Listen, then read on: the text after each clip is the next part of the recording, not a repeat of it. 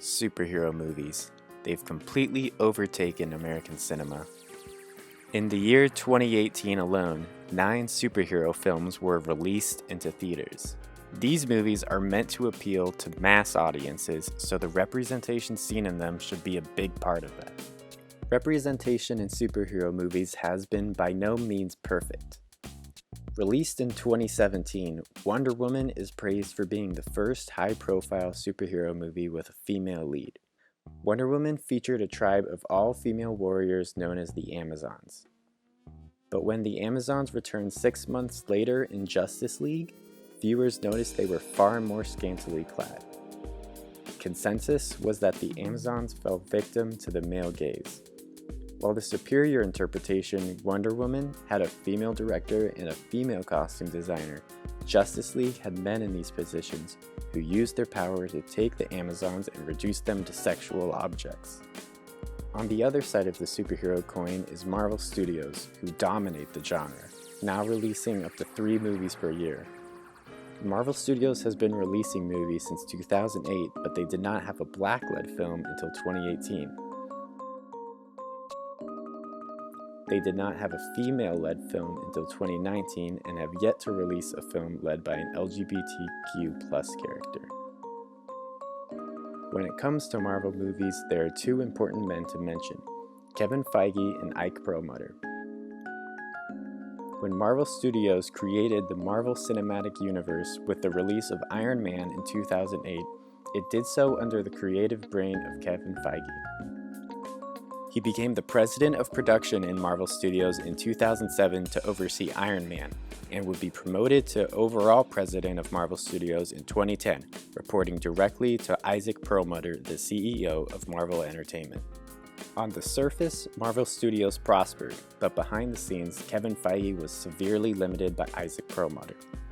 Perlmutter has been the subject of a lot of controversy. He once told Disney executive Andy Mooney that no one would notice that the character of James Rhodes was recast between Iron Man 1 and 2 because black people look the same. Didn't expect to see you here. Look, it's me. I'm here. Deal with it. Let's move on.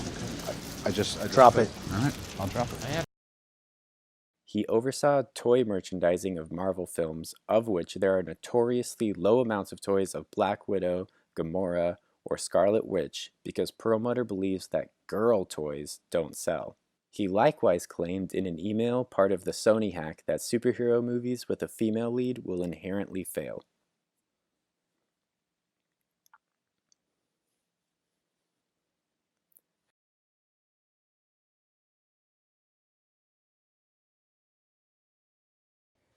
Perlmutter was likely the part of the criticized characterization of Black Widow in Iron Man 2, as the character easily fits into the trope of Sophia McDougall's strong female character.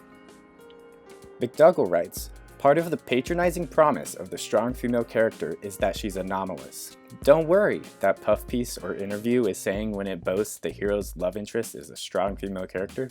Of course, normal women are weak and boring and can't do anything worthwhile, but this one is different. She is strong. See? She roundhouses people in the face."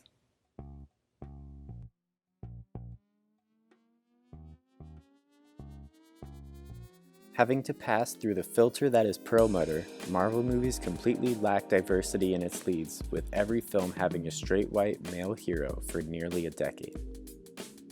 Richard Dyer explains this line of thinking within his essay, The Matter of Whiteness.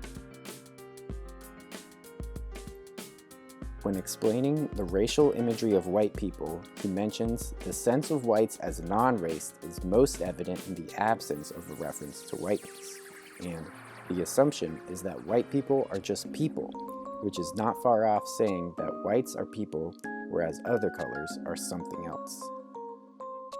Dyer means to say that being white, the majority, is not an identity, but rather the basis humanity is built on. Ike Perlmutter seems to have taken this theory and run with it, applying it to all else, structuring all Marvel films to have straight white male leads from the beginning. Perlmutter's main characters are male only because to him, being anything other male is something else entirely and not appealable to mass audiences. Instead, Perlmutter reduced black characters to side roles, a character type that audiences refer to as the hero's black best friend. In 2015, Kevin Feige threatened to quit Marvel over disputes with Perlmutter, with his treatment of minority characters seemingly playing a big role in this. Disney, the corporate owner of Marvel Entertainment, granted Feige autonomy, allowing him to report directly to Bob Iger and Alan Horn, Disney's CEO and CCO respectively. Feige has always advocated for representation in the Marvel films, telling press that he wants to see every member of their global audience to see themselves reflected on the screen. Freed from Perlmutter's control, Feige fast-tracked notable Marvel films such as the Black-led Black Panther and the female-led Captain Marvel. Marvel has also confirmed new franchises such as Shang-Chi to be their first Asian-led film and Eternals, which has been rumored to feature the MCU's first high-profile LGBTQ character. The future of representation in superhero cinema is looking bright.